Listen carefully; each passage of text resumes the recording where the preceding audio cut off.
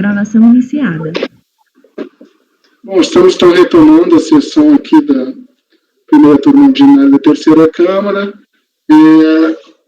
De acordo com a portaria, acho que eu tenho ela aqui, a 18077, é permitido a antecipação de julgamentos da parte da tarde.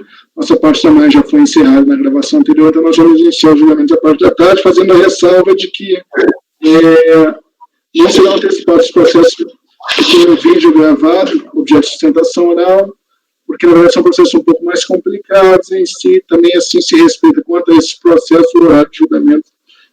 Em cima do estabelecimento, a gente vai tratar um pouco dos outros processos da pauta da tarde, antecipando, que não são objeto de sustentação oral. Acho que o primeiro, nesse caso, é o número 14, de relatoria do Dr. Lucas Borges, que está sendo apregoado agora no momento, recorrente Morganite, Brasil, efetivamente, é um processo de PRTComp. Relator Dr. Lucas, eu passo a palavra a ele para fazer a relatoria do item 14 da pauta da tarde, que está sendo antecipado. Obrigado, presidente. Bom, trato o presente processo de PRTComp que visa utilizar crédito de saldo negativo de RPJ no calendário 2003, no valor de R$1 milhão, aproximadamente, de reais, o qual não foi reconhecido integralmente e, por essa razão, não foi suficiente para homologar a integralidade dos pedidos de compensação formulados pelo contribuinte.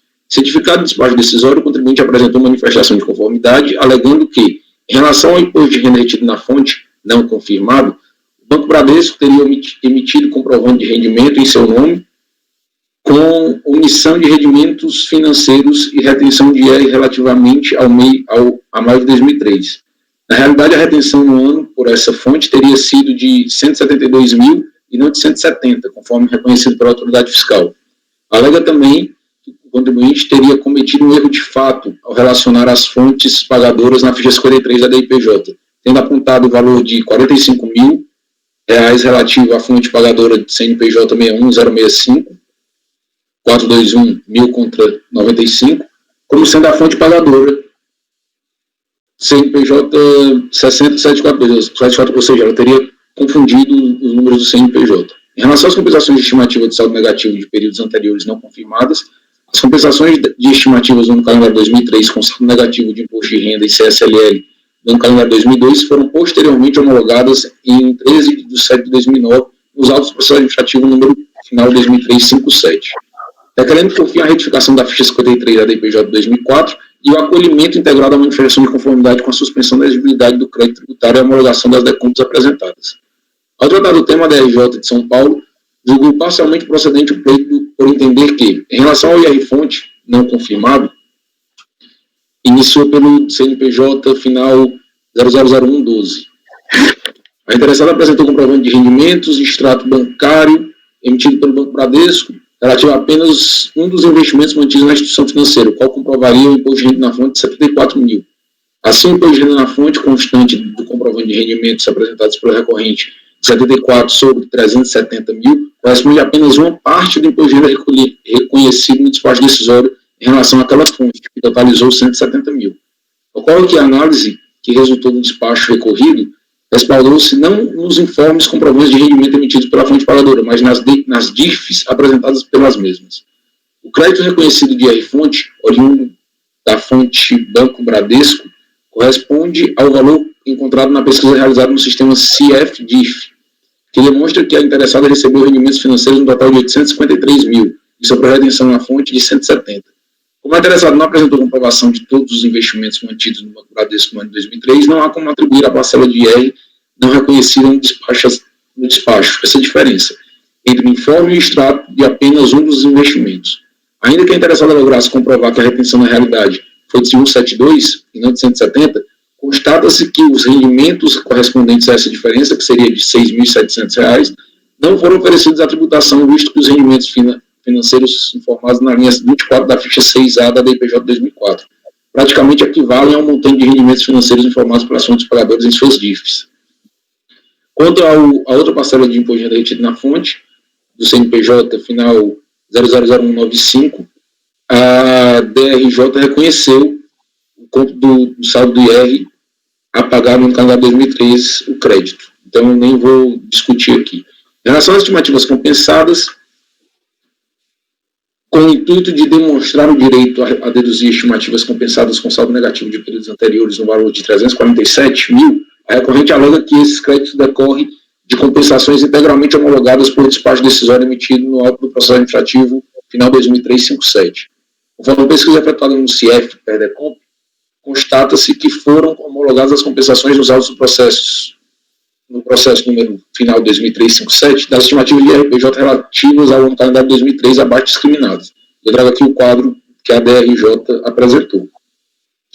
No entanto, cumpre notar que as compensações das estimativas de RPJ de janeiro, fevereiro e março de 2003 não são objeto dos autos do processo administrativo final 2003-57, embora a interessada tenha dado essa informação de forma afirmativa no PERDECOMP hora analisado.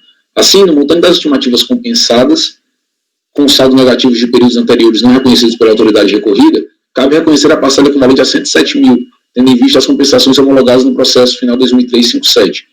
Vejo aqui que na tabela foi só abril e junho de 2003, né, o período de apuração, e não ficando de fora janeiro, fevereiro e março. Por fim, a decisão recorrida julgou parcialmente procedente o pedido, confirmando o valor de 276, a tipo de saldo negativo de RPJ no calendário 2003, conforme a tabela a seguir. Resignado, o contribuinte apresentou recurso voluntário, alegando em síntese, preliminarmente, que a decisão recorrida estaria invada de vício formal por ter sido proferida sem quórum mínimo exigido no artigo 2º da portaria MF 341 de 2011, tendo em vista que o julgamento de mérito ocorreu com 3 julgadores, quando correto e legítimo seriam pelo menos 5 membros, e que houve decadência em razão da violação do disposto do artigo 24 da Lei 11.457, que estipula que decisões em relação a petições, defesas e recursos administrativos devem ser proferidas em um prazo máximo de 360 dias, entendendo que a DRJ deveria ter se pronunciado até 16 de 8 de 2010, e não em janeiro de 2014, após o transcurso de mais de 1000 dias. No mérito, reitero os argumentos apresentados na manifestação de conformidade, entendendo que o mero erro, de fato, não pode ensejar a exigência de tributo e que seu direito creditório estaria devidamente demonstrado nos autos do processo, inclusive em decorrência do processo administrativo final 2003-57. A dúvida a respeito da inaplicabilidade da multa de juros sobre compensação não homologada e a impossibilidade de incidência de juros Selic sobre multa de ofício. Por fim, requer o recorrente que seja dado provimento integral ao recurso voluntário para que a decisão recorrida seja parcialmente reformada, reconhecendo a homologação das DECOMPs pleiteadas.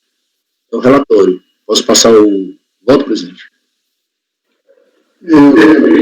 Alguma dúvida, alguma consideração, debate? Se não, pode passar o voto, Dr. Lucas. Passando no voto, o recurso voluntário é tempestivo e atende aos demais requisitos de admissibilidade, razão pela qual dele conheço. Conforme relatado, além da tempestividade já superada, o recorrente apresentou outras 2 preliminares que serão a seguir enfrentadas. Preliminar de insuficiência de julgadores na turma da DRJ. Argumento do recorrente em sua manifestação de conformidade, foi o acórdão, né, foi proferido tão somente com 3 julgadores da DRJ, o que afrontaria o artigo 2º da portaria MF 341, que estabelece que as DRJs são constituídas por turmas ordinárias e especiais de julgamento, cada uma delas integrada por 5 julgadores. Em que pese a ausência de pedido expresso para reconhecimento de nulidade ou afins, a argumentação do recorrente não merece prosperar. Ou seja, ele traz a argumentação, mas ele não requer isso no final, tá? Mas eu estou enfrentando o tema de qualquer forma. O artigo 2º da portaria MF 341, de fato, estipula que as turmas da DRJ devem ser compostas por 5 julgadores. Entretanto, não é esse dispositivo que define o quórum mínimo para julgamento, e sim o artigo 4º, parágrafo 6º da referida portaria, verbs. Aqui no final ele fala: o delegado da Receita Federal do Brasil de julgamento pode designar julgador ad hoc para participar de sessão específica em turma de julgamento, visando a garantir o quórum mínimo de 3 julgadores para a realização da sessão. Assim, resta claro que o quórum mínimo para a realização da sessão de julgamento da DRJ é de 3 julgadores, não de 5, como entende defender a recorrente. Por tal razão, afasta a preliminar de insuficiência de julgadores da DRJ. Preliminar de violação ao disposto do artigo 24 da Lei 11.457. Entenda mais uma vez sem sucesso o recorrente atribuir os efeitos da decadência em relação aos valores exigidos em decorrência da não homologação integrada das DECOMPs apresentadas com base no artigo 24 da Lei 11.457. Menciona que, por força do dispositivo legal, o órgão julgador estaria obrigado a proferir decisão em relação às petições, defesas ou recursos protocolados pelo contribuinte no prazo máximo de 360 dias. A análise do enunciado legal não contradiz o recorrente, porém, não há previsão de qualquer efeito sanção em caso do não cumprimento do prazo estipulado. Nesse contexto, a estipulação do prazo tem o intuito de buscar maior celeridade no processo administrativo, em conformidade com princípios constitucionais da eficiência, moralidade e razoabilidade, mas não induzem qualquer sanção ou efeito para o contribuinte. Vale ainda ressaltar a edição da súmula CAF número 11, que afasta a prescrição intercorrente no âmbito do processo administrativo. A saber, peço licença para não ler. Assim sendo, não há que se falar em qualquer sanção ou efeito relacionado ao não cumprimento do prazo legal, até porque mais se enquadra em um prazo administrativo interno do que externo, tendo em vista a ausência de sanção legal para o seu descumprimento. Repite-se, igualmente, a preliminar anterior, apesar da argumentação recursal, não há pedido formalmente formulado, o que não traz prejuízo tendo em vista o enfrentamento da matéria. Dessa forma, a faixa preliminar de decadência é ventilada. Passando ao mérito, quanto às alegações de mérito, o recorrente reitera os argumentos trazidos em sede de manifestação de conformidade, pontuando, quanto às retenções na fonte, que o mero erro de preenchimento na DIPJ não poderia ser suficiente para o não reconhecimento do seu direito creditório. E quanto às estimativas compensadas, reforça o argumento de que a decisão do processo administrativo final 2003-57 lhe garantiria o crédito pleiteado. Analisarei separadamente as argumentações recursais. E aí, fonte não confirmado. A argumentação recursal se baseia na questão de que o mero erro formal do preenchimento da DPJ não seria suficiente para o não reconhecimento do direito creditório, colacionando os julgados deste CAF que sustentam suas alegações. O erro formal, de fato, em consonância com a jurisprudência deste Conselho Administrativo, não é elemento suficientemente forte, sozinho, para desconsiderar o crédito pretendido pelo contribuinte. Entretanto, havendo a superação do erro, a autoridade fiscal pode e deve confirmar a existência do crédito em discussão. Verificando a decisão recorrida, note-se que em relação ao IR fonte, da fonte pagadora final 00195, em que pese o erro formal da indicação equivocada do número do CNPJ com da identificação da DIPJ, a decisão recorrida superou o equívoco e, ao confrontar os documentos fiscais, reconheceu o valor de R$ 45.906 a título de saldo negativo de IR no ano calendário 2003. De outra sorte, entretanto, restou a análise do IR da fonte pagadora final 00112, que, em que pese ter superado o erro formal apontado pelo contribuinte, concluiu que não foi apresentada comprovação de todos os investimentos mantidos no Banco Bradesco no ano de 2003. Não somente esse argumento, mas ainda, acaso o recorrente tivesse feito prova suficiente de que a retenção na fonte foi de 172 e não de 170, não foi localizado o oferecimento à tributação desse rendimento, que seria de R$ 6.764. Assim, tendo em vista a ausência de elementos capazes de contrapor a decisão recorrida, adota suas razões de decidir para manter incólume no que diz respeito ao IR-fonte não confirmado. Em relação às estimativas compensadas, o contraponto realizado em sede recursal diz respeito ao fato de que o despacho decisório número 376/2009, proferido no processo administrativo final 2003-57, teria expressamente reconhecido o direito creditório do recorrente no ano calendário 2003 no valor de R$ 391 mil. Acontece que a LRJ, em pesquisa CIEF, ao analisar a questão, confirmou que, de fato, as compensações daquele processo administrativo foram homologadas. Entretanto, tratam-se de períodos de apuração distintos do hora em discussão, conforme tabela abaixo. Abril e junho. Com base no despacho decisório número tal, proferido no processo administrativo final 2003-57, o recorrente teve reconhecido o direito creditório de 391 mil, relativo ao saldo negativo de IRPJ no calendário 2003, e 134 mil de saldo negativo de CSLL no calendário 2002. Acontece que, conforme tabela acima, as compensações das estimativas de IRPJ de janeiro, fevereiro e março de 2003 não são objetos do processo administrativo final 2003-57. Assim, tendo em vista a ausência de elementos capazes de contrapor a decisão recorrida, adota suas razões de decidir para manter incólume no que diz respeito às estimativas compensadas. Pelo exposto, por conhecer o recurso voluntário para afastar as preliminares apresentadas e, no mérito, negar o provimento.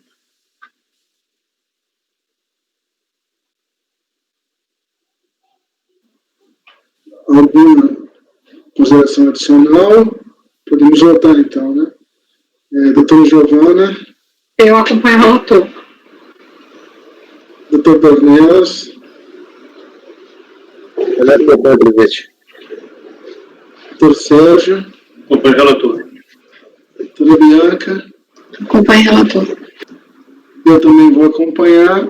Então, o resultado, por unanimidade de votos, que negar provimento ao recurso, nós temos o voto do relator. Esse é o resultado do item 14. Presidente, só um detalhe. Normalmente consta afastar as preliminares também, tá? Só para... tem preliminar, né? É preliminar que eu estou afastando. Sim, então, retificando o resultado, afastar as preliminares e no mérito, por unanimidade de votos, negar provimento ao recurso voluntário, nós temos o voto do relator. Esse é o resultado. Não vi que tinha preliminar de unidade, mas então também foram afastadas no corpo recursal. Agora a gente vai para o acho que é o 18, recorrente TECOP, Terminal de Combustíveis da Paraíba, relatoria do Dr. Dornelas, passo a palavra do Dr. Dornelas para a relatoria, item 18 da pauta da tarde, antecipado também, conforme a portaria permite. Bem, isso aqui é um paradigma, né, presidente? É um paradigma, está constando Fernando como presidente dos outros processos, mas eu imagino que passará para a sua relatoria, certo? Sim, eu até discuti isso com o doutor Giovanni no intervalo que eu estava usando. Acho que a ideia é, na decisão que constar da ata relativa aos repetitivos, vai se fazer constar que a relatoria específica passou para mim na qualidade de presidente. Acho que é isso, mas é exatamente isso. É o 18, que é o paradigma dos itens 19 e 20. Efetivamente, eu ia falar quando eu fosse apegar aos dois, mas é isso mesmo. Aí, apesar de constar o doutor Fernando, no resultado vai constar que a relatoria passa a ser do presidente em exercício no julgamento, que sou eu, no caso, não sou em exercício, mas definitivo, efetivamente. Mas é isso mesmo, tá vendo? A relatoria passa a ser minha. 18 paradigmas repetitivos são 19 e o 20.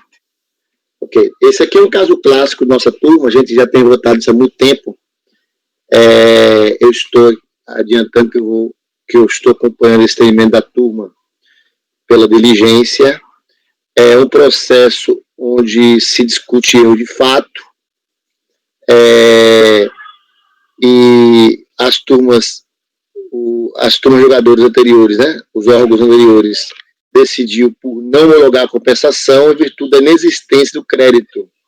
O disparo decisório trouxe a fundamentação que ele foi localizado, mas ele foi alocado em débito declarado, não restando crédito disponível para compensação. Então, chega ao nosso colegiado dessa forma. Só mais uma informação: na decisão de piso, lá na decisão da DRJ, o julgador falou da necessidade de trazer elementos contábeis, né, escrita fiscal, etc., e o contribuinte apresentou o recurso trazendo demais elementos de prova. Eu estou recepcionando, já vou ao voto, eu estou recepcionando esses documentos com base no meu entendimento, mas ele é possível também recepcioná-los pelo artigo 16, parágrafo 4º, a linha lá, não sei se é A, B ou C, para contrapor os argumentos. Estou dizendo isso em razão do entendimento de alguns conselheiros. E com base nisso, os documentos apresentados devem ser admitidos e apreciados. Então, como esses documentos eles não foram objeto de análise da unidade de origem, eu verifico que eles, em tese, podem trazer respaldo à retificação efetuada em DCTF original.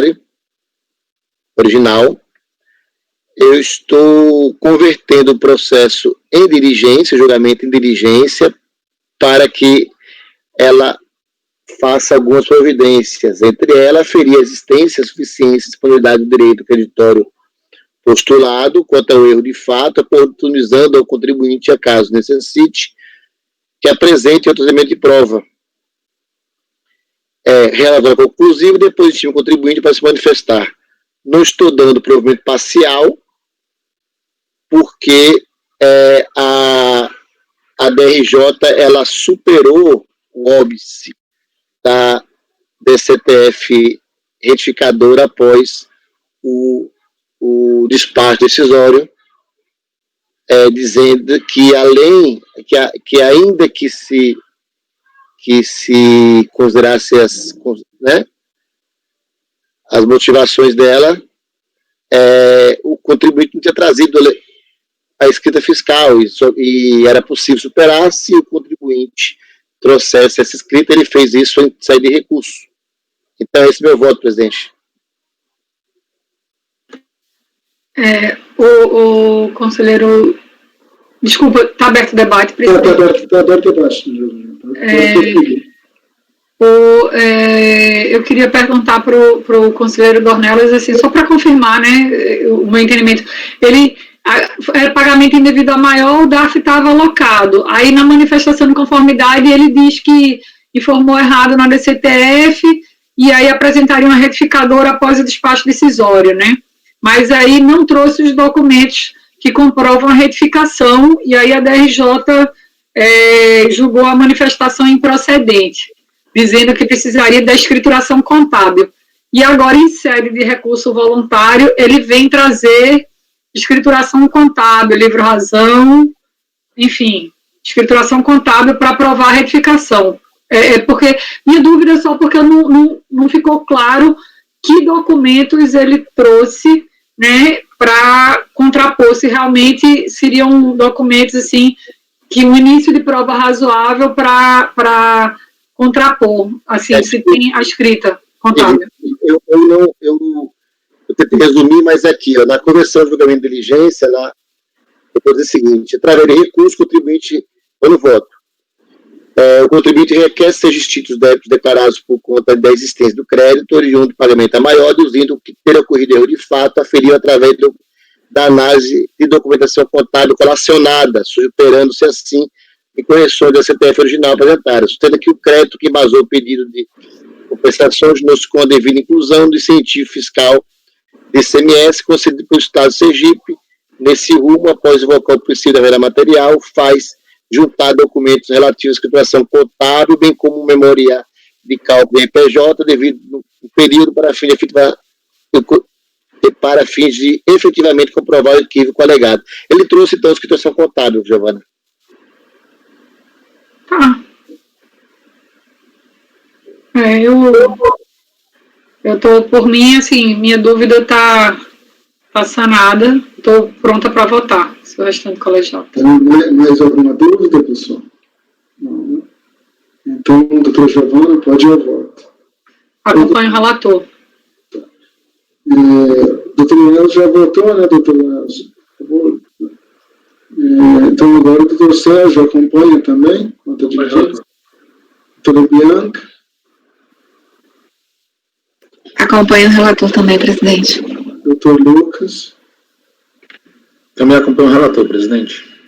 Eu também vou acompanhar, na verdade, até existe eu até cito, acho que eu até conversei isso na reunião passada com o doutor Fernando, existe um parecer normativo que existe, que ele é bastante claro, até em permitir até a preparadora, por iniciativa própria, fazer essa revisão.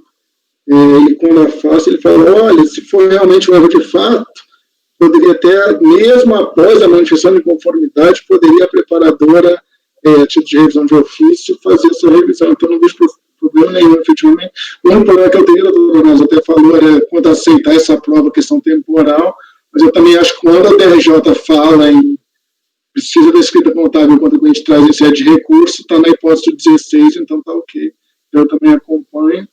Então, por unanimidade de votos, converter o julgamento em diligência, nós temos o voto do relator, é o resultado. O item 18,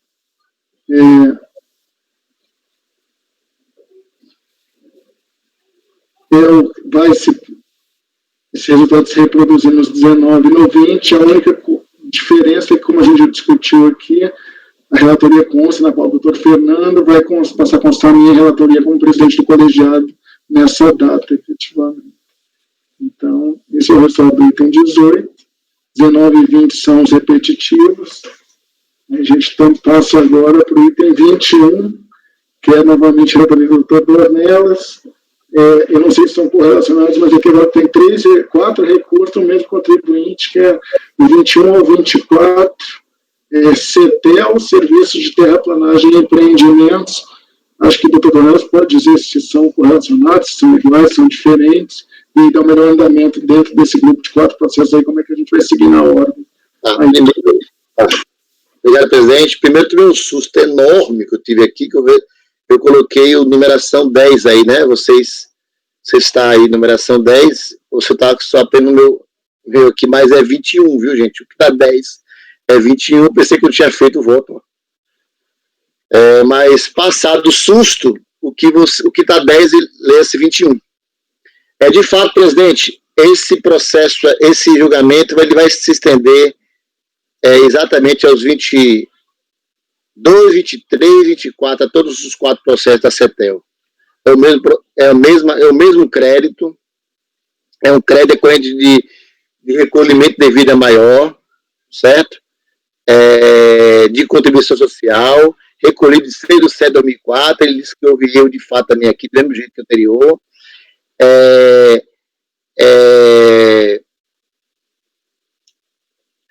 No caso aqui, o despacho decisório decidiu não homologar em virtude da inexistência de crédito, asseverando que foi todo ele utilizado na extinção de débitos declarados em outros decompes. Eu imagino que ele esteja falando nessas outras decompes aqui, desses 4 processos, ou seja, um crédito que foi objeto de vários pedidos de compensação e tiveram 4 processos diferentes. Quando eu fiz, não consegui localizar se existe mais um outro. Porque houve uma discussão sobre nesse tipo aí, em razão disso. Sim, e antes, a DRJ diz que é só alegação, nesse erro de fato, o fato de ter recolhido a maior, mas não trouxe documentação contábil, ele traz documentação contábil e recurso, ele traz lá o razão e os documentos que ele entende necessário para o deslinde da questão. O voto é exatamente o mesmo do anterior. Eu estou recepcionando esses documentos, estou convertendo em processo de diligência, e pelo princípio aqui da verdade material, mas pode se enquadrar possivelmente no artigo 16, parágrafo 4º e 6 desse aldo C. E no pedido na proposta de resolução, eu estou pedindo para aferir a existência de suficiência e disponibilidade do direito creditório postulado, inclusive quanto ao erro de fato alegado, oportunizando ao contribuinte, caso necessite de outro elemento de prova, a apresentação de novos documentos e esclarecimentos. Apontar os processos que tratam de decompos que se utilizam do mesmo direito creditório perseguido pelo presente PAF, considerando-os na conclusão acerca da existência, eficiência e disponibilidade, e após formar eventual saldo remanescente, se aqui existe, ou estão todos aqui. E o resto, relatório conclusivo, manda o contribuinte apresenta a manifestação e volta para julgamento. O mesmo voto presente é para os 4 processos. Todos os 4, ele postula crédito, direito creditório, originado de recolhimento devido desse DARF aqui, de contribuição social, recolhido em 6 de 7 de 2004. É assim como eu voto.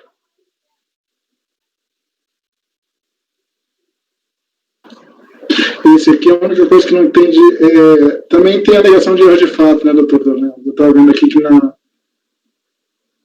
no dispositivo de diligência também fala em erro de fato, né? Isso não tem muita importância, só que eu estava olhando aqui. Porque como esse parecer fala em erro de fato e tal, na verdade eu só estava pensando se aqui tem erro de fato, mas acaba que né?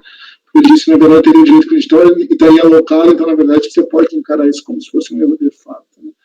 Efetivamente. Mas tá bom, acho que era uma dúvida que eu tinha, que eu não vi na argumentação do contribuinte falar em erro de fato, mas aí no final aqui, no dispositivo, o senhor cita, efetivamente fala, a existência suficiente, inclusive quanto ao erro de fato alegado, oportunizando ao contribuinte, a caso necessite de procedimento de prova, a apresentação de novos documentos ou esclarecimentos. Também tem. Tá bom. Eu também estou pronto para votar. Alguma dúvida adicional, consideração? Eu tinha só uma consideração a fazer, porque são 4 processos que, pelo visto, eles utilizam o mesmo DARF. E quando isso volta para a unidade de origem, como os 4 estão com o conselheiro Dornelas, às vezes eles descem juntos, mas às vezes por alguma razão separa-se no pedido da diligência, poderia citar já a existência, quando ele pede para que verifique se tem outros processos de DECOMP que tratam desse mesmo DARF, ele já citar para análise conjunta com os outros 3 processos e replicar isso em cada um dos processos da diligência, que faça análise, já que é o mesmo DARF, análise conjunta em relação aos processos, né, os demais 3 processos de relatoria do conselheiro Dornelas, só porque quem pegar esse processo na unidade de origem e for realizar a diligência, automaticamente ele já junta os outros 3 processos, aí faz aquele relatório de diligência, às vezes até uma análise conjunta, além de uma outra DECOMP que possa eventualmente estar utilizando o mesmo débito. A gente sabe que se da unidade de origem o auditor que for realizar a diligência, ele for diligente, ele automaticamente ele tem como consultar, mas eu prefiro sempre pecar por excesso, já que a gente a gente tem o conhecimento já de outros 3 processos que não estão sendo, que não foram vinculados, mas que a gente sabe que tem uma vinculação. Era só a consideração que eu tinha a fazer. Acolhida a consideração. Inclusive, no começo eu estava pensando que existia até um processo, um reconhecimento de DECOMP de processo que transitou em julgado. Até multipliquei esse item 2 aqui e pensei realmente em citar os processos, mas deixei aberto para falar com vocês mesmo. Está acolhida a sugestão. Eu vou citar os processos, esses 3 processos, e se indicar se existe eventualmente um outro.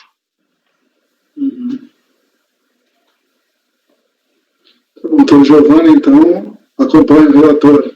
Acompanha o relator. Tá bom. Doutor já voltou, relator, doutor Sérgio. Acompanho também. Doutora Bianca. Acompanha o relator, presidente. Doutor Lucas. Também acompanho o relator, presidente. Então, por unanimidade de votos, converter o julgamento em diligência nos termos do voto do relator, é o resultado dos itens, né? Na realidade, 21, 22, 23 e 24 são resultados iguais. Efetivamente, está proclamado o resultado. O item 25, também retirado de pauta por solicitação da Procuradoria da Fazenda. 26, novamente, retirado de pauta pela PGFN ter solicitado. Então, a gente vai agora para o item 27, que acho que é de relatoria da doutora Bianca. Então, acho que lhe passo a palavra. Recorrente Supermercado Princesa Isabel Limitada. O tema, agora muda um pouco, eu acho que o tema é penalidade e multa qualificada, item 27 da pauta. Com a palavra do doutora relator. Bom dia, presidente. Bom dia, demais conselheiros. Está na pasta direitinho o arquivo, né? Sim. Tá. Vamos lá. Bom, como normalmente é um processo extenso, eu normalmente faço um resumo aqui no início do meu voto, aqui na parte dos fatos. Eu vou pedir para os conselheiros passarem a página 7 do arquivo, que tem aqui um resumo que eu acho que dá para entender o caso, e qualquer dúvida a gente entra em maiores detalhes. Então, por determinação de MPF, foi realizada a fiscalização com o objetivo inicial de averiguar a divergência entre valores de faturamento declarados para a Receita Estadual e para a Receita Federal. O contribuinte foi intimado a apresentar a documentação de praxe, mas informou que estava impossibilitado de realizar a apresentação, uma vez que seu contador, que estava de posse dos documentos, havia falecido.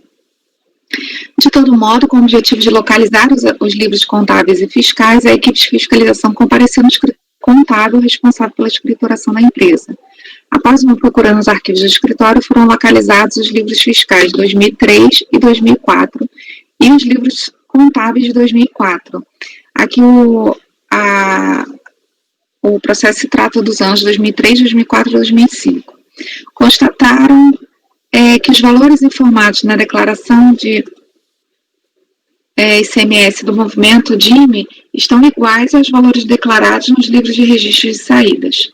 Uma vez que a empresa não apresentou os livros fiscais e contábeis do ano base 2005 nem tampouco esses livros foram localizados no escritório contábil, consideraram a apuração de omissões de receitas, os valores informados na declaração de ICMS e no DIME. Diante do exposto, apuraram os valores das receitas omitidas a partir da diferença do que estava nos livros fiscais e do DIME, comparativamente aos valores que serviram de base para a apuração do Simples. Eu coloquei uma tabelinha aqui no voto só em relação ao ano de 2003, mas tem a mesma tabela em relação a 2004 e 2005. Então, tem o valor do livro de registro de saídas, então, aqui em janeiro, por exemplo, 150 mil, o que eles tinham declarado no Simples e essa em receitas omitidas. A fiscalização concluiu que a empresa estaria omitindo receitas da base do Simples, e uma vez que a empresa reiteradamente omitiu essas receitas, fica manifesta a aplicação da multa da exclusão Simples, por prática reiterada de infração à legislação tributária. Dessa forma, foi emitido a ADE, excluindo do Simples a empresa e produzindo efeitos a partir de 1º de janeiro de 2003. De acordo com o disposto no artigo 16, a pessoa excluída está sujeita, a partir do período de apuração em que verifique os efeitos da exclusão, as normas de tributação aplicáveis às demais pessoas jurídicas.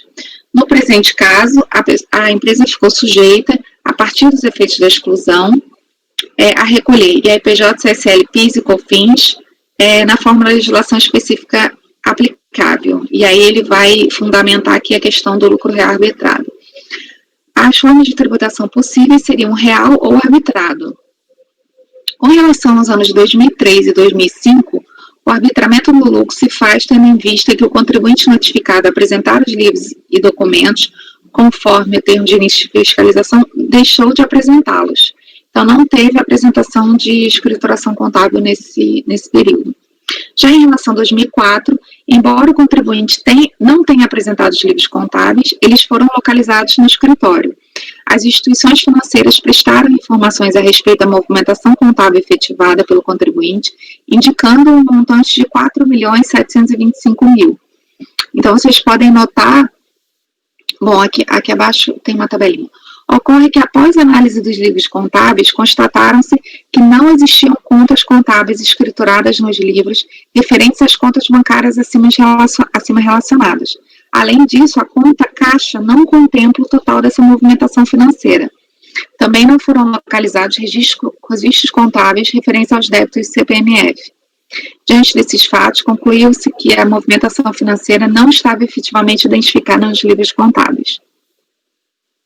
O termo de intimação fiscal contextualizou o contribuinte que, após ser excluído do Simples, estaria sujeito às normas de tributação, sendo intimado a apresentar os livros contábeis com toda a movimentação financeira. Não foi apresentada resposta.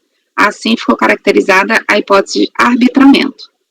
Foram levados em consideração os recolhimentos efetuados espontaneamente pela empresa no ano de 2003, 2004 e 2005. Então, apesar de ter arbitrado, ela descontou tudo que tinha sido recolhido na sistemática do Simples. Eu coloquei uma tabelinha aqui como exemplo. Esse foi um fato importante para mim.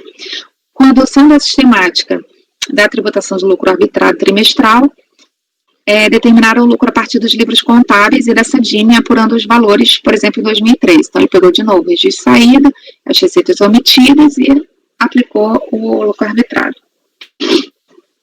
Estes valores constituíram a base de cálculo para a apuração do imposto de renda e contribuição social, sendo deduzidos os valores imputados a partir dos recolhimentos do Simples. A base de cálculo do PIS/COFINS foi a receita bruta declarada nos livros contábeis e DIME, descontando os valores já recolhidos. A base legal da multa de ofício foi do 957 do RI, 99. Teve uma diligência aqui no meio do caminho. Deve-se mencionar que, considerando as alegações iniciais do contribuinte, de que no caso das contribuições do PIS e COFINS foi aplicada a multa de 150 aos valores dessas contribuições apuradas sobre as receitas então declaradas, contrariando ao procedimento que foi adotado em relação ao IRPJ e CSL sobre as receitas declaradas, quando foi aplicada a multa de 75. Foram demandadas diligências por parte da DRJ para que a autoridade se pronunciasse sobre essa diferenciação. Em atendimento à diligência, a autoridade atuante acatou a existência de um equívoco em relação à aplicação de multa de ofício, tendo providenciado a devida correção. Então, tem um relatório de diligência em que ele aplicou multa de 150% ao que teria sido omitido e multa de ofício 75% ao que teria sido declarado. Então, isso foi realizado para o PIS, COFINS e RPJ CSL. A decisão de primeira instância, apesar dos documentos de impugnação, que eu vou mencionar abaixo, pois eles foram idênticos aos invocados em recurso voluntário, ela considerou apenas procedente em parte a defesa, para reconhecer decadência de lançamentos ocorridos de janeiro a julho de 2003, em relação aos valores declarados, aqueles que foram sujeitos à multa de 75%. Ocorreu porque a ciência do auto de infração ocorreu no dia 31/7/2008, então, em relação aos valores declarados, eles consideraram o artigo 154 e, então, aplicaram a decadência. Em relação aos valores não declarados, foi aplicado o 173.1 por ser considerado fraude nessa questão da omissão de receitas. Os argumentos levantados em sede de impugnação e repetidos no recurso voluntário foram os seguintes: excluir só os argumentos relacionados à decadência, multa de ofício, porque a DRJ já reconheceu. Então, preliminares de nulidade. Ela solicitou preliminar em relação ao MPF. Ela alega que o mandado de procedimento fiscal determina que o fiscal deveria fiscalizar o período de 2005. Então, que não haveria autorização para fiscalizar 2003 e 2004. Em relação ao arbitramento, ela alega que não cabe arbitramento do imposto, haja vista que foram apresentados livros contábeis. Quando a autoridade fiscal deu prazo para ela apresentar os livros contábeis com a movimentação financeira, ela alega que o prazo foi de 10 dias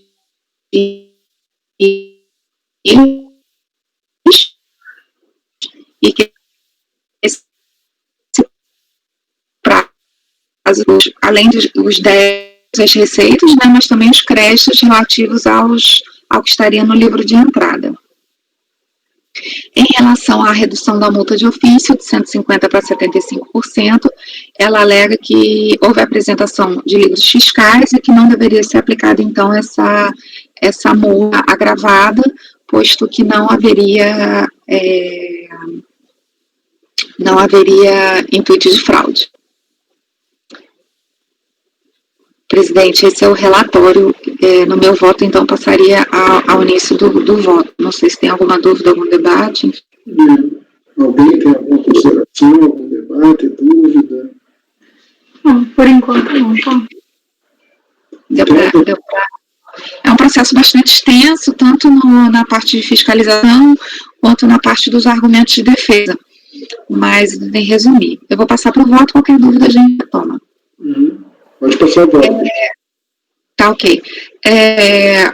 Como eu mencionei antes, o recurso voluntário, ele repetiu integralmente a impugnação, inclusive no que ele ganhou em sede da RJ, que foi a decadência. Então, ele copiou ali. Então, como o voto, eu estou usando, com base no artigo 57 do Regulamento Interno do CAF, a fundamentação da DRJ, porque eu concordo com as razões de defesa. Mas, como o voto está muito extenso, eu vou ler só essas partes que eu grifei em amarelo, que eu acho que também conseguem passar a fundamentação de voto para vocês sem ficar muito cansativo.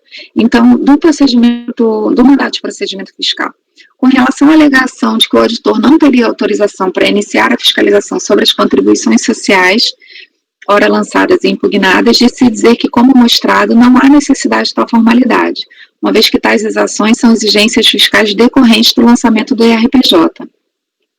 Ou seja, as infrações apuradas em relação ao ERPJ configuram, com base nos mesmos elementos de prova, infrações a normas das contribuições sociais ora lançadas. Portanto, prescindem de MPF próprio. É o que consta na portaria 11.371, artigo 9º. Ainda em relação à alteração procedida na MTF para a inclusão de tributos ou períodos de apuração, então ele está falando aqui do ano de 2013 e 2004, isso foi efetivada por autoridade competente, e que a mesma consta da emissão do MPF. Realmente, analisando o MPF, dá para ver que está autorizado. Em relação ao arbitramento, o ano de 2004.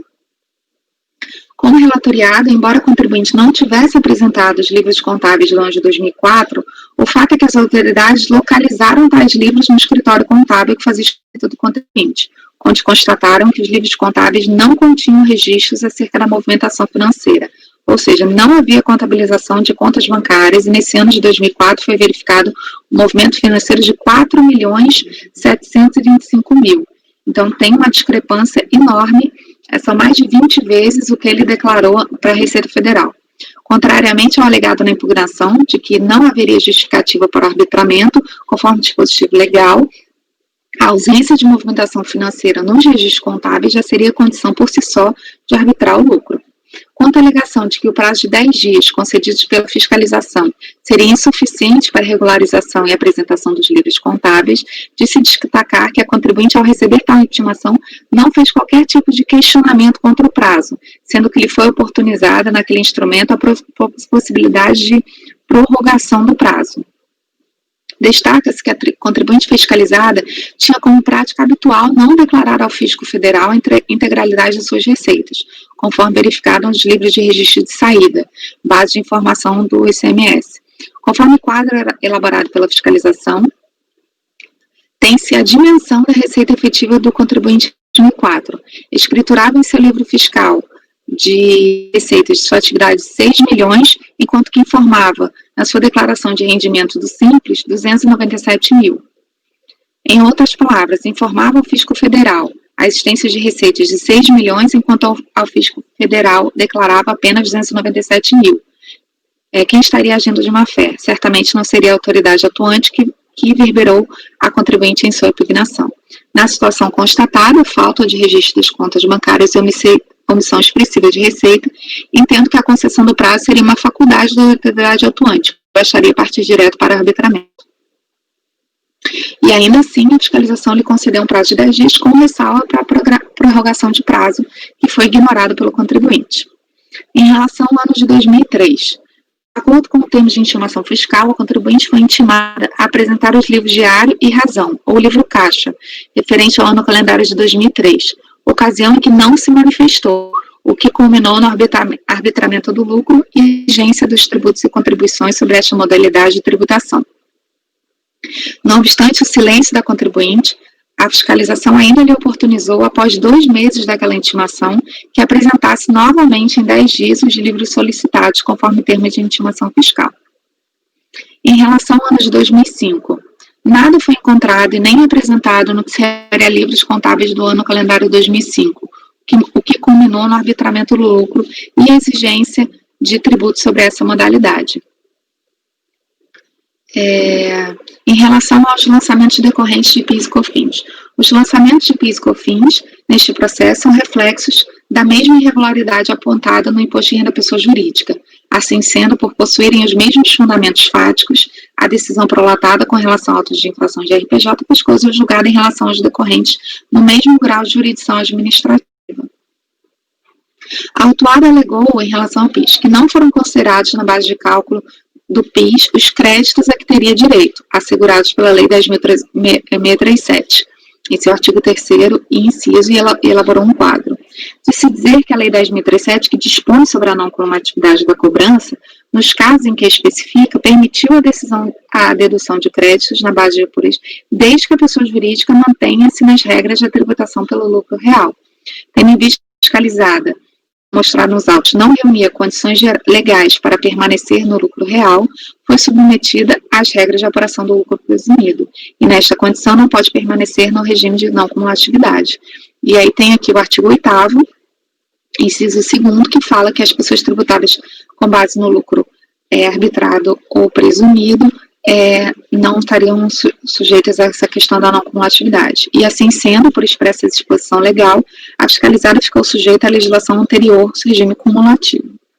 Em relação ao COFINS, ela fez os mesmos argumentos.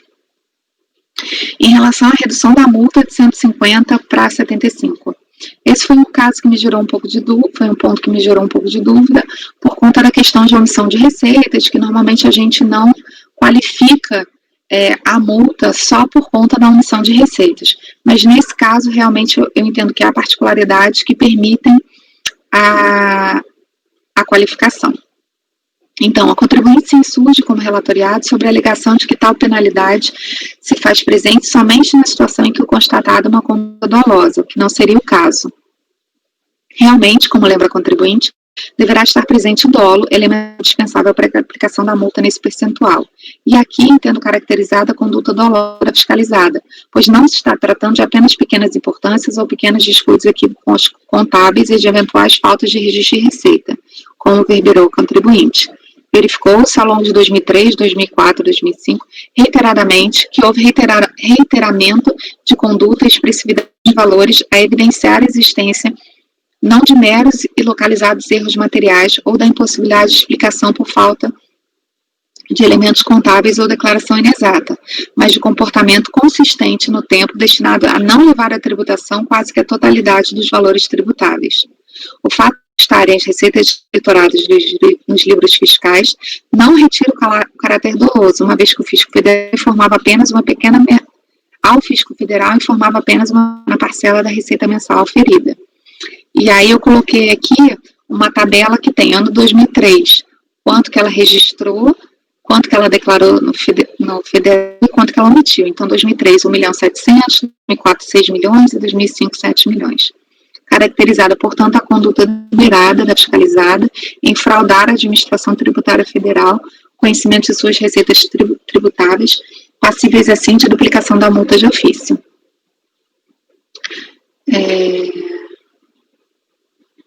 E aí, da preliminar de decadência, ela argumenta aqui, eu vou resumir, que casos que o prazo decadencial foi contado com 154, com 173, justamente por conta dessa qualificação da multa. Como eu estou mantendo a multa, mantém-se a contagem de prazo, então só fica mesmo decadente o que a DRJ já teria considerado. Então, em conclusão, eu voto por conhecer o recurso voluntário, rejeitar as preliminares e, no mérito, negar-lhe provimento. Esse é o voto, presidente. Dessa votação, então, doutora Giovana. Eu acompanho a relatora, eu acho que a questão, eu fiquei na dúvida ali da questão também da qualificação da multa, mas aqui a gente não está tratando de uma omissão de receita inclusive por simples presunção, ele escriturou para o fisco estadual, a gente tem ali uma receita realmente ali, imagino que de venda, né, de mercadoria, enfim, e que não é uma simples presunção, e aí ficou caracterizada a questão não só da reiteração, mas do volume da omissão, né, então a gente teve ali também a dificuldade na obtenção da informação, a gente não teve a escrituração, a gente teve o arbitramento do lucro, então, assim, eu não tenho reparos a fazer, eu acompanho a relatora integralmente. Doutor Dornelas. Está mudo. Acompanha a relatora. Doutor Sérgio. Acompanho também, relatora. Doutor Lucas. Também acompanho, presidente. Eu também vou acompanhar. Eu também acho essa caracterização de conduta dolosa, para mim, sempre também é binômio relevância e recorrência. Acho que é aquele voto que o doutor Rafael Vidal fez na Câmara Superior, que eu sempre adoro. Então, acho que aqui tem os dois elementos, sem dúvida. Então, eu descarto a possibilidade que seja diante de conduta culposa ou algo assim. Então, também eu voto com a relatora. Então, resultado... aqui não tem preliminar não, né, doutora Bianca? Só da decadência, né? Tem decadência. Tem preliminar de nulidade por conta do mandado de procedimento fiscal. Então, rejeitar a preliminar e negar provimento. Isso, negar provimento. Eu vou adicionar, Giovana, realmente que não foi simples presunção, né? Eu acho que como se a presunção fosse confirmada quando ele lançou esses valores nos livros estaduais. Eu vou adicionar esse comentário também.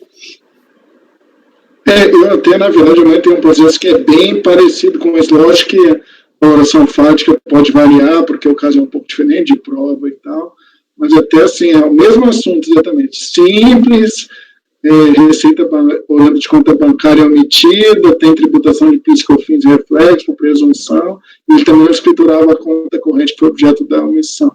Isso seria uma coisa interessante. Estou falando só porque, às vezes, essa coisa está pautemática, porque, às vezes, não pega casos muito semelhantes, né? Porque você vê, a doutora Beca relatou aqui, foi, nossa, já é bem parecido com o que eu fiz para trazer, mas, então, só adiantando, a gente agora vai ver uma coisa semelhante. No meu caso, lógico que pode ter divergência de votação decorrente da realidade fática do caso, mas é bem parecido mesmo. Então, é isso. Então, afastar a preliminar de nulidade, a conta de decadência foi mantido o resultado da DRJ, e no mérito, efetivamente, negar provimento ao recurso. É isso que é o resultado do julgamento. Esse item 27. O item 28, eu só queria que vocês me lembrassem amanhã da gente apregoar de novo pelo seguinte: é aquele processo em que ele está retirado de pauta e tem uma solicitação de acompanhamento também do patrono. Então, pode ser que ele venha amanhã aqui, esteja presente de alguma forma aqui para a gente. Eu vou pular ele agora, lógico que ele não vai julgar, mas amanhã, se ele estiver presente, a gente dizer que foi retirado de pauta, e se ele não tiver visto, não se julgar por alguma coisa. Porque tem uns processos, tem uns do Fernando assim também. O que aconteceu? Eles foram retirados de pauta e chegou a sustentação oral do Fernando, até videoconferência e tal. Então, como a gente não vai julgar agora aqui, mas é bom na hora pregoar, porque às vezes eles estão presentes ou alguma coisa assim, para a gente dizer que foi retirado de pauta, ainda que esteja público, para eles olharem no site e tal. Eu achava bom a gente, na hora pregoar, e se eles tiverem, a gente diz, olha, vai retirar de pauta, pela motivação A, B ou C, efetivamente. O presidente, só corrigindo esse do 28, que o senhor está falando, já pregou, é da tarde, não é de amanhã, é só quando abrir a tarde. É a tarde, Isso mesmo, desculpa, a tarde, isso mesmo, Giovanni. Quando a gente abrir a tarde, vocês me lembrarem, por favor. E o do doutor Fernando, que é amanhã, que é a mesma situação, que tem solicitação de videoconferência e, na verdade, foi retirado de pauta, acho que antes da solicitação da videoconferência. Então, na verdade, a gente tem que lembrar de, se o patrão tiver aí, só falar, olha, não vai ser jogado pelo motivo do doutor Fernando não estar mais no colegiado, a gente reforçar isso aí. Bom, pessoal, acho que agora a gente está com aqueles processos pendentes que foram julgados atrás da doutora Bianca de tarde, a gente poderia passar para a pauta de amanhã agora. Eu achava o seguinte, porque também a gente amanhã tem solicitação também de videoconferência, alguns processos. Seria bom a gente tentar fazer, acho que talvez fazer uns fáceis, talvez, não sei, porque também eu acho que a gente pode até só meio-dia mesmo, e só tem 50 minutos para a gente julgar. Se a gente entrar num processo mais difícil, a gente não vai andar muito. Não sei o que vocês acham, efetivamente. Poderia ver se vocês têm algum fácil de amanhã pronto, eu já ia adiantando também até meio-dia.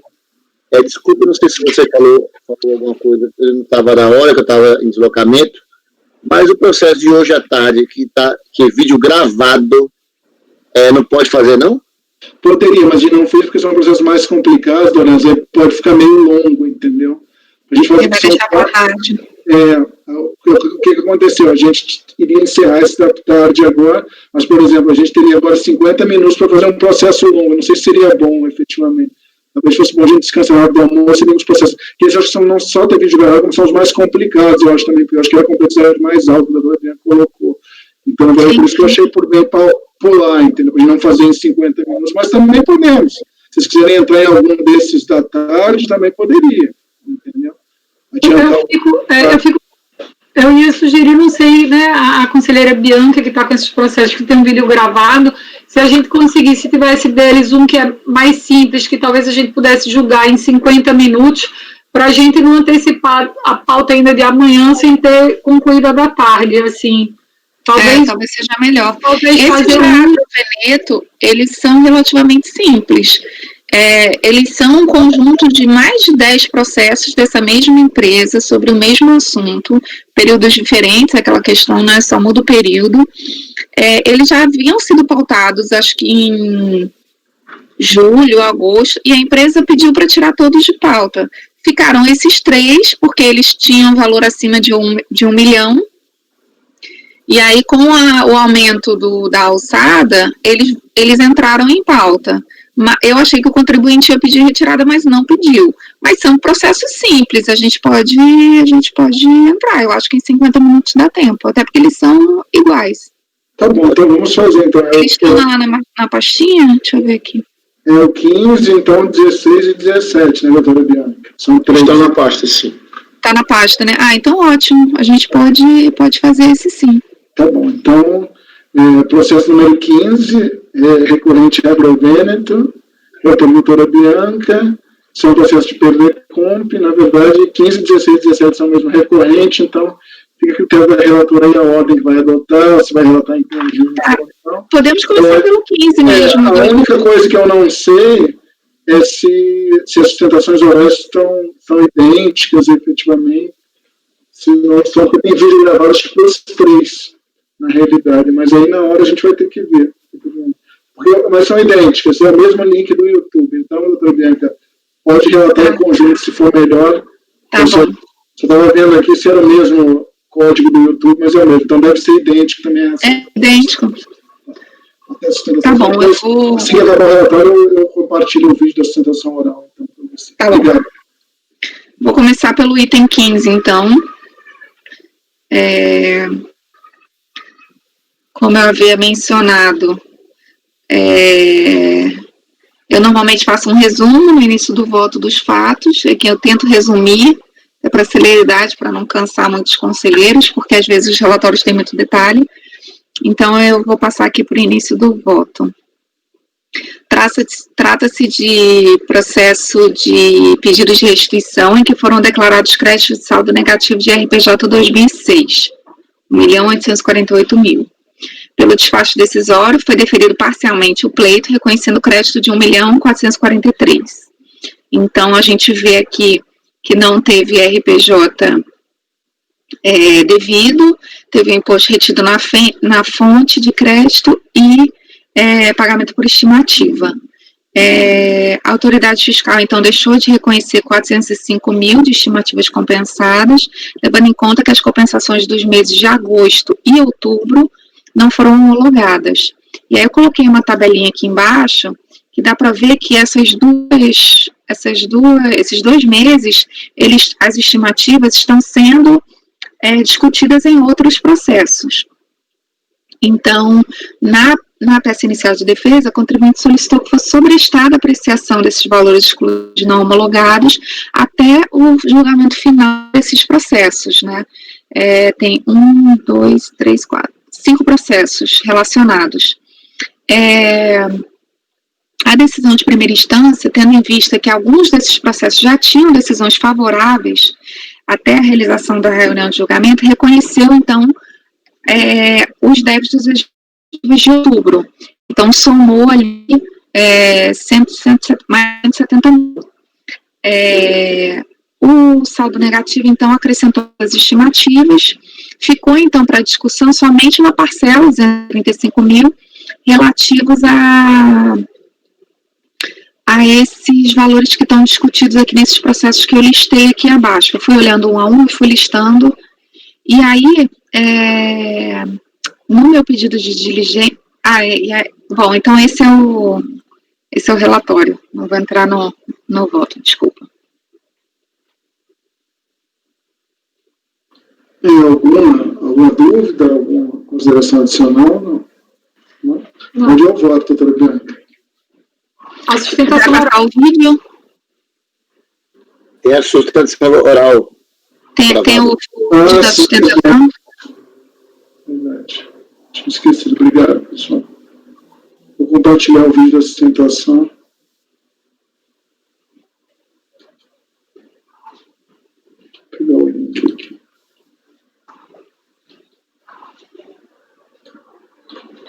Esse...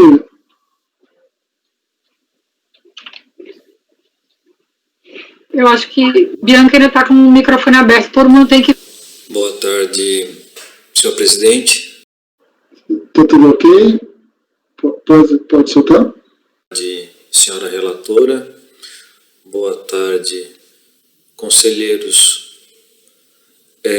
Peço desculpas se porventura eu estiver olhando para o lado aqui enquanto faço essa sustentação oral, porque tenho outra tela aqui para me dar apoio com relação às informações, então de vez em quando eu vou dar uma olhadinha para o lado. Com relação ao assunto em pauta, se me permite, senhora relatora e senhor presidente, nós temos 3 processos que são a pauta do número 15, 16 e 17, que tem a mesma recorrente e que trata do mesmo objeto. Então, nesse aspecto, eu peço que essa defesa oral seja referente a esses 3 processos, ok? Então, com relação ao mérito dos processos, nós temos que trata-se de pedidos de ressarcimento de saldo negativo de imposto de renda, pessoa jurídica. Os fatos desse processo, eles denotam que o contribuinte à época fez compensações de saldo credor de tributos, seja eles de PIS e COFINS não cumulativos, de IPI à época, ou seja, tributos esses que permitem o pedido de ressarcimento. E compensava esses saldos credores destes tributos com as estimativas devidas nesses anos, né? Então, no final do ano, na apuração do imposto de renda devido, caso tivesse sido apurado o saldo negativo, o contribuinte promovia novamente um pedido de restituição desse saldo negativo, considerando que as estimativas pagas durante o ano tivessem sido homologadas às suas compensações como assim se esperava. No entanto, a fiscalização, a administração, a Receita Federal em si, quando foi verificar as compensações, foi verificar, ou melhor dizendo, os créditos que o contribuinte tinha, certo? Teve a sua glosa parcial. Então, os créditos que foram utilizados para compensação desses débitos de estimativas de imposto de renda, que é o caso, eles tiveram a sua glosa, vamos dizer assim, parcial. Considerando essas glosas parciais nos pedidos de ressarcimento dos créditos, consequentemente, também teve a glosa parcial do pedido de restituição do imposto de renda, pedido de restituição do saldo negativo do imposto de renda. Então, nós temos alguns aspectos temporais nesse sentido. Primeiro, o pedido de ressarcimento originário, a compensação com a estimativa, o pedido de restituição do saldo negativo do imposto de renda.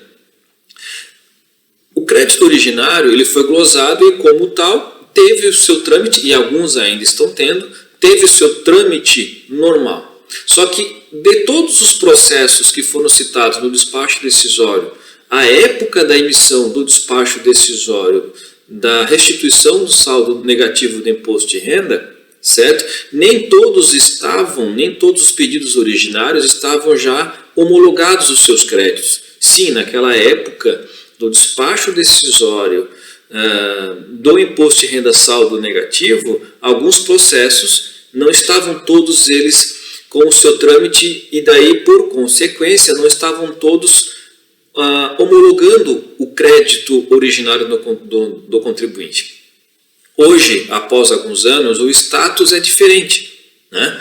O status de alguns processos já andaram, o status de alguns processos já foram julgados, aqui mesmo no CARF, seja eles na Câmara Superior de Recursos Fiscais ou até mesmo nas turmas, ok? E também tem alguns processos que ainda estão em trâmites, né? Ou seja, nós não temos hoje como dizer que aquele crédito originário do contribuinte que utilizou para compensar a estimativa, que fez base, que formou a base do saldo negativo do imposto de renda, por exemplo, a gente não tem hoje, sim, como dizer que ele é consistente, porque ainda depende do processo do crédito originário, ok? Para dizer que compensou a estimativa que fez parte da base de cálculo do saldo negativo. No entanto, senhores conselheiros, nós temos aqui alguns processos que já se encerraram, ok? Por exemplo,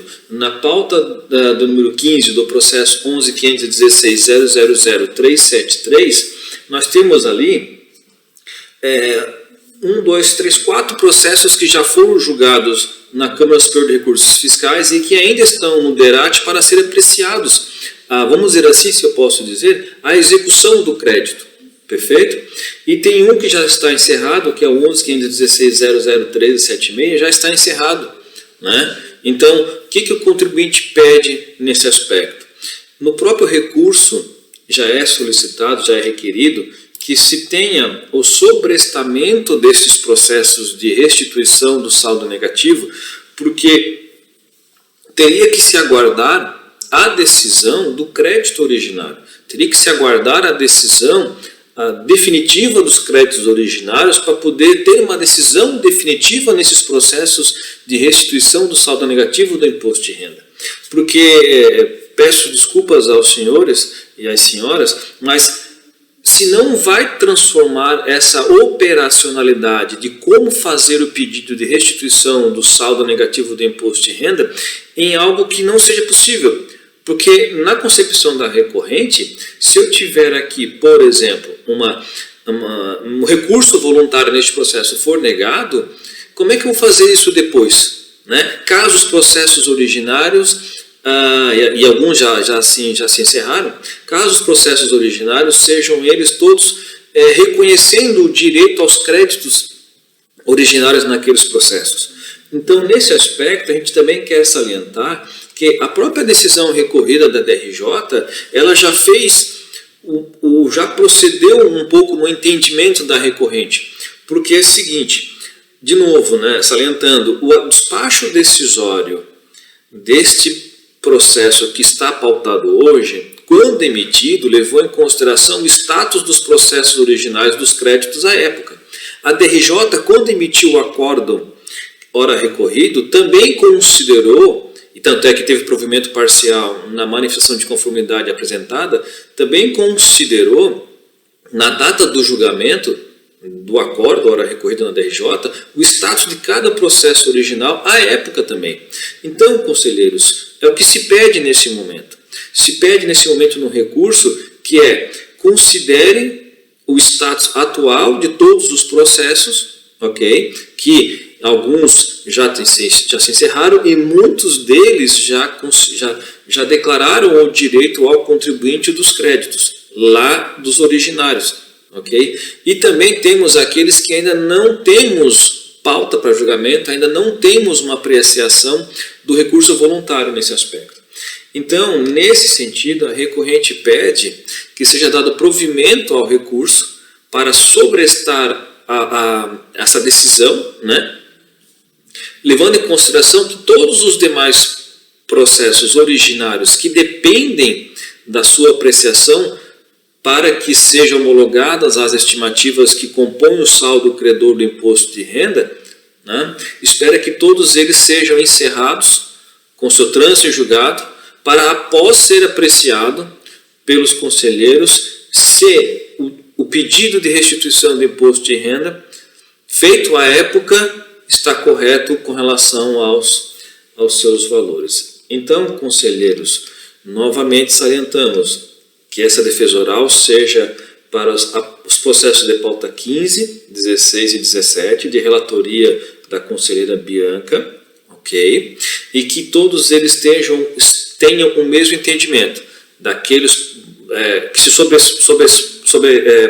se tenha o sobrestamento do processo, até que todos os processos de crédito sejam eles julgados e apreciados, né, para que depois o contribuinte consiga ter o seu saldo credor de imposto de renda saldo negativo, possa ter a restituição desse saldo credor, se, de novo, com todo respeito, o entendimento da contribuinte é que se for julgado o processo hoje, considerando o status de todos os processos hoje, vai dificultar a operacionalidade de um novo pedido do imposto de renda, caso esses processos que porventura ainda não foram apreciados no CARF sejam apreciados e deem o direito ao crédito para o contribuinte.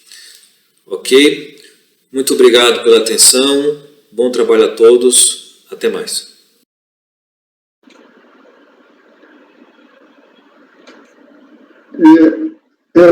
Foi até bom essa situação, que eu também fiquei eu até queria discutir isso com vocês um pouco, que é o seguinte: nesse processo em que o contribuinte demanda o sobrestamento em si, eu acho que teriam dois caminhos possíveis, né? Um era você falar em dar provimento ou não, e o outro é você simplesmente falar em conversão em diligência. Como é que vocês têm adotado aqui? Porque a coisa, na verdade, se confunde um pouco, né? Porque estou vendo que o provimento, aqui nesse caso, até para o doutor Sérgio também, que eu não sei se nesse caso o doutor Sérgio, até não sei se ele votaria assim, porque o pedido não fala em deferimento do direito credicial de pronto, né? Ele está requerendo esse testamento. E também a questão de que é um PER, né? Porque a aplicação do parecer no PER, para mim, ainda não fico muito convencido, não, de utilizar o parecer no PER. Então, na verdade, eu não sei. Eu, a princípio, também acho que eu converteria em diligência e não falaria, mas está claro que o pedido do contribuinte vai no sentido de sobrestar, né? Eu não sei como é que vocês têm tratado. Já teve esse caso aqui antes, não já? No colegiado? Então, eu ia justamente fazer essa ressalva. Talvez o Heitor e o Sérgio não tenham participado de outros julgamentos. A gente tem julgado bastante processo nesse sentido, em que a estimativa ela ainda não foi julgada, sendo que ela faz parte de um saldo negativo que está sendo pedido restituição. Nesse caso, do 15 especificamente, esses processos que estavam pendentes, eles já foram julgados em definitivo. Agora, aí eu chequei o status de cada um agora. Só que alguns foram favoráveis e alguns foram parcialmente favoráveis. Eu tentei acessar as decisões de cada um e não está claro quanto que foi concedido em cada caso. Então, a minha diligência no sentido de, uma vez que eles estão irreformáveis no âmbito administrativo, que volte para a gente um relatório do quanto foi favorável ao contribuinte em cada processo, para a gente poder replicar, refletir isso nesse processo aqui. Nos processos em que as estimativas ainda não foram julgadas, eu faço uma resolução pedindo para sobrestar, aguardar o julgamento, depois que tiver irreformável, ver quanto que foi concedido ao contribuinte ou não, e aí volta para a gente julgar. Então, nesses processos da Agroveneto, se não me engano, tem alguns que são que a resolução é por sobrestar enquanto está dando, e outros são, olha, já que já julgou, diz quanto foi considerado em cada caso. E a gente consegue tornar nossa decisão líquida, porque, caso contrário, a gente fica nessa pendência de outros processos. Eu também acho que não tem problema nenhum, e depois, quando voltar, a gente analisa o mérito, não tem para mim ficar em conversão em diligente. Só vou espetar no pedido dele claramente, olha, o pedido é sobrestar o processo em si. Se poderia alguém pensar em falar em dar provimento, alguma coisa assim, entendeu? Mas eu também acho que... Eu estou pedindo, tô encaminhando para resolução em todos esses.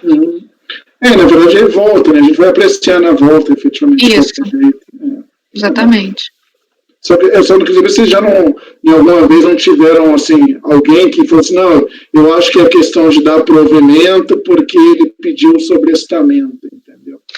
Não, a gente normalmente vai pela resolução mesmo, e aí volta para a gente e a gente consegue ter uma decisão mais líquida, né? Olha, não tem prejuízo nenhum.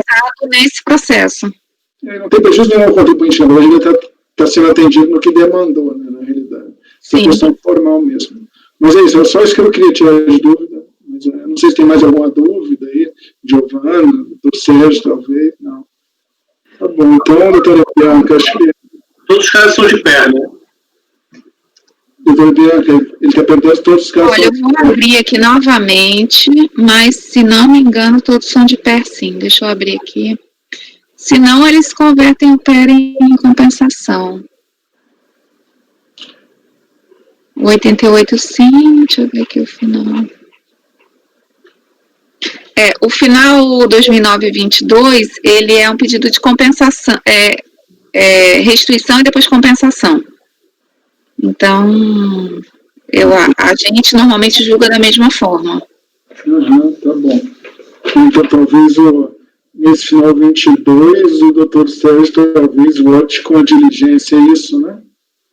Ou não sei. Acho que eu vou acompanhar a diligência, porque como tem compensação, deixa para resolver na volta, né?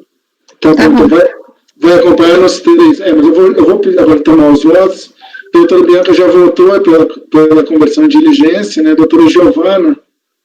Eu vou acompanhar a relatora. Agora, presidente, perguntar, será que não tem como interromper a reprodução do vídeo, que eu acho que sai a imagem da sustentação oral? Deixa eu ver, parar o vídeo do YouTube. Isso, eu acho. Pronto. Sim, eu acompanho a relatora nos 3 processos, no 15, 16 e 17, pela conversão em diligência para sobrestar e aguardar a conclusão. No caso do 15, a liquidação, né, porque os processos decorrentes já estão julgados, e o 16 e 17 para aguardar o julgamento definitivo e a liquidação do resultado desse julgamento. Doutor Dornelas. Acompanha a relatora também. Doutor Sérgio. Acompanhar também. Doutor Lucas. Acompanha a relatora. Eu também vou acompanhar. Então, itens 15, 16 e 17 ficou resultado converter o julgamento em diligência. Nós temos o voto da relatora. Válido para os 3 processos que, na verdade, são iguais. Nesse caso, agora, foi por unanimidade de votos, não houve nenhum tipo de divergência, só para ressaltar que a gente já teve essa divergência aqui nesse caso antes, mas nesse caso em si, foi por unanimidade de votos, converter o julgamento em diligência 15, 16 e 17. Bom, pessoal, agora a gente tem 20 minutos, basicamente, né, 20, 25 minutos. Eu não sei se vale a pena entrar, doutora Bianca, no 13. Acho que não, né? Então, acho que talvez o melhor seja a gente antecipa, então, o almoço em 20 minutos, eu acho melhor, porque senão a gente vai fazer corrido algum dia amanhã, que também 20 minutos, não são nem 20, né, são 16 minutos, 18, que é bom para 11h50. Então, a gente para agora aqui, pessoal, interrompe a gravação e depois a gente volta. Que horas, vamos só estabelecer o horário da volta, acho que pode ser 1h30, pode ser, 13h30. Então, a gente volta às 13h30 e a gente começa com esse item 13, e depois que a gente vencer a pauta da tarde hoje, a gente pensa em adiantar alguns fáceis de amanhã. Efetivamente, aí vai seguindo conforme for. Conforme for o nosso tempo, nossa disponibilidade em si. Tá bom? Bom, pessoal, então, um bom almoço aí, até já. Tainá, por favor, pode interromper a gravação.